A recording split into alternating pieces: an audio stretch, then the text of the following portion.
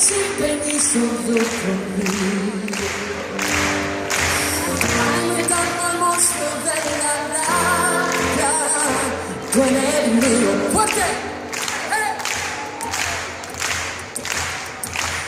Que viene a tu país a profanar,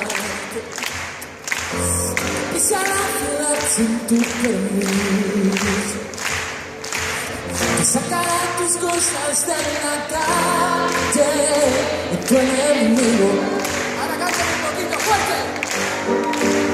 Si estos idiotas supieran que yo soy el hombre más lindo del mundo, así, viviendo de tus abrazos, olvidaron que el nombre no es más que un nombre, que tus manos son mi bandera, que tengo de frontera una canción. ¡Zapatita de la vea, dale fuerte!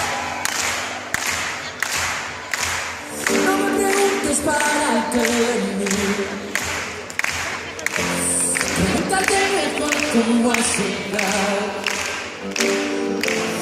Puede que seas el hijo de algún rico, de un esclavo.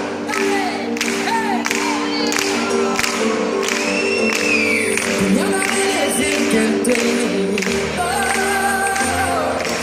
tu cadena, amor, trabajo y tierra, culpable de vivir en el camino por tu guerra. ¡Cántame fuerte! Si estos idiotas